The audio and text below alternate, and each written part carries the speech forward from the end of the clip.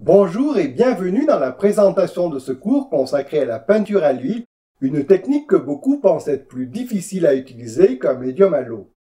Ce cours va donc vous permettre de découvrir toutes les qualités de la peinture à l'huile, mais surtout à lever le voile sur de nombreux préjugés liés à cette technique méconnue.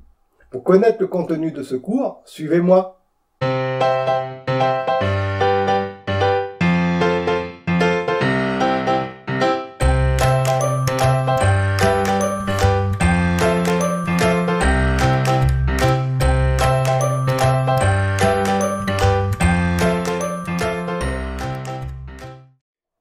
L'apparente difficulté de la peinture à l'huile est principalement liée à la complexité de l'usage des additifs. En réalité, la peinture à l'huile permet une grande souplesse d'utilisation et d'application qui en fait un médium particulièrement adapté aux débutants. Vous verrez qu'il est tout à fait possible d'utiliser ce médium de façon simple en limitant son application à seulement 2 ingrédients.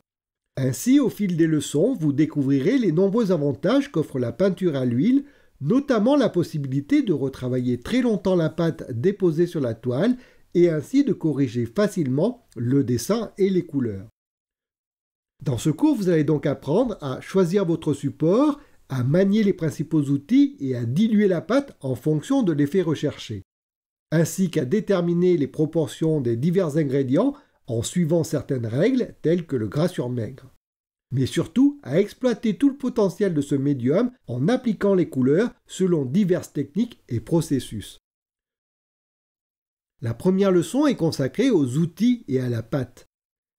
Peindre, c'est principalement dessiner en couleur et, de ce fait, déposer de la matière colorée sur un support.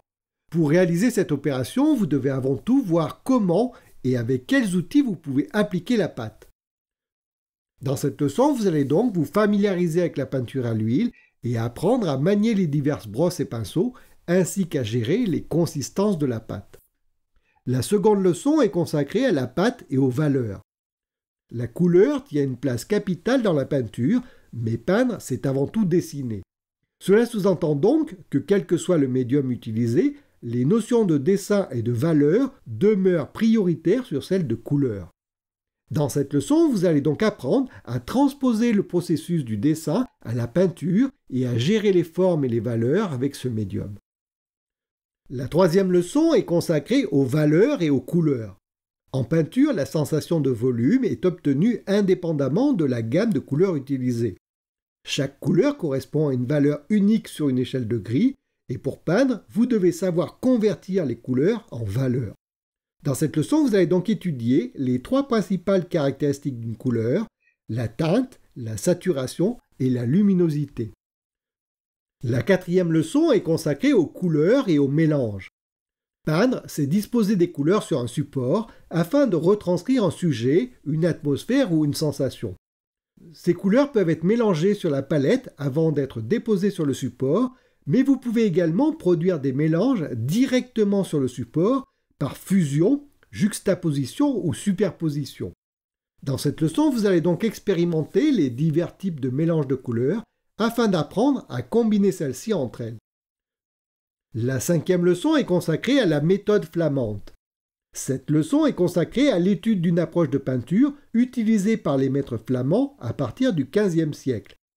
Cette méthode consiste à travailler les valeurs et l'apport des couleurs en 2 étapes distinctes. Dans cette leçon, vous allez donc étudier la méthode flamande et voir comment réaliser une grisaille et utiliser les couleurs transparentes en glacis. La 6e leçon est consacrée à la méthode du clair-obscur. Le processus utilisé dans cette approche est également établi sur 2 étapes, une première qui consiste en la mise en place des éléments et la délimitation des ombres par le clair-obscur, vient ensuite l'étape de la couleur qui s'appuie sur cette base. Dans cette leçon, vous allez donc étudier la méthode du clair-obscur et apprendre à utiliser la forme des ombres pour traduire la sensation de relief. La 7e leçon est consacrée à la méthode directe.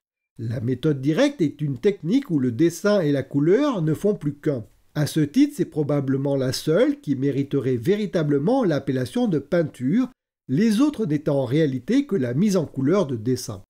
Dans cette leçon, vous allez donc découvrir la peinture selon la méthode directe en observant le processus utilisé par Peter Paul Rubens. La 8e et dernière leçon est consacrée à la méthode alla prima. Alla prima est un terme italien désignant une technique de peinture qui se pratique en une seule séance.